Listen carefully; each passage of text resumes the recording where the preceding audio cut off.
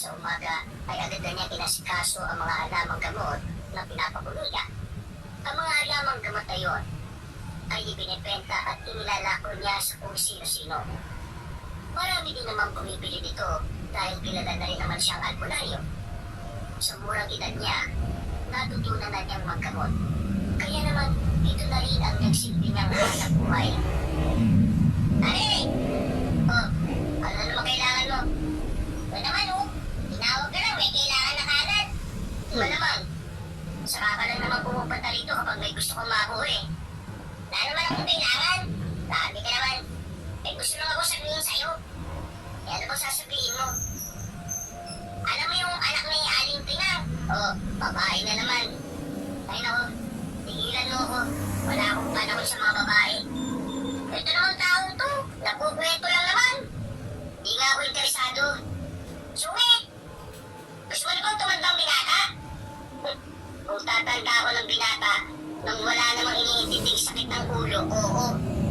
Pero, mahirap mabuhay na mag-isa ha. Mas mahirap mabuhay kapag may kasamang aasikasuhin pa. Alam mo, kung bakit ang sungit mo palagi? Alam mo kung anong nagpapasaya sa akin? Eh di yung mga alamang gamot mo at mga gamot na binibenta mo. Uy, alam mo naman pala eh. Pre, iba pa rin kapag mayroong tao na nagiging dahilan kung bakit ka nabubuhay. At iba rin ang pakiramdam kapag may taong dahilan kung bakit mamamatay ka sa stress.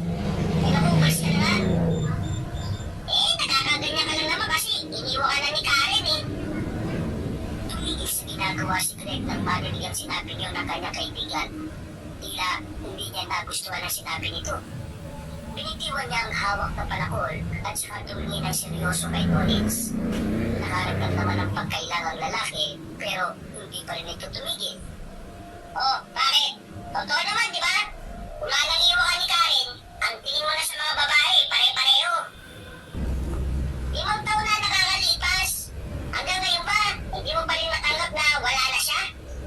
Pre, ikaw rin naman kasi yung may kasalanan kung bakit siya umalis eh. Kasi palagi kang abala sa pag-aalbularyo mo. Alam mo kasi, kapag nagmahal ka ng babae, dapat binibigyan mo rin ng oras.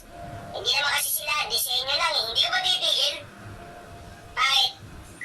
Masakit kasing marinig ang katotohanan, di ba? Na iniwan ka kasi nagkulang ka. Tapos ngayon, itadamay mo lahat ng babae. Kasalanan mo rin naman. Aalis ka ba o hindi? Aalis na nga! Talaga kahit kailan, tinalo pa babae na may talaw eh. Napapahiling na lamang na naglalakad ang lalaking si Tolitz. Si Greg naman, patabog na sinipa ang kahoy sa gilid. Hindi niya matanggap na tama ang sinasabi ni Tolitz. Sa kabilang banda, aminado rin naman siya na meron talaga siyang naging pagkukulang sa nakaraan niyang relasyon. Naupo siya sa gilid. Huminga siya na malalim. Napapatulala na lamang siya sa pinapakulong mga dahon. Ay nako, crazy talaga tong Tolitz na to. Kaya aga-aga naninira na umaga eh. Nung matapos na niya ang pinakukuluan niya, nagtungo na siya sa bahay ng kanilang kapitan. Iyahatid niya ang halamang gamot na kanyang nagawa. Nang nasa harapan na siya ng malaking bahay, agad niyang kinausap ang gwardya. Pinapasok lang siya nito nang malaman na siya ang albularyong inaasahan ng kapitan. Pagpasok niya sa loob, ay inabutan niya ang kapitan sa paborito nitong tambayan. Sa bakuran kung saan naroon ang mga panabong nitong manok. Buti naman at nandito ka na. Bakit na talaga nanamulang ko eh. Sakto dating mo. Naubos na kasi yung unang pinili ko sa'yo. Ilang araw na akong walang inom na ganito kaya balik na naman ang prema. Mas mabisa na to ngayon. May hinalo kong halaman na bago. Sinubukan ko na yan kaya alam kong epektibo yan. Eh paano mo naman nalaman na epektibo yan kung wala ka namang upo?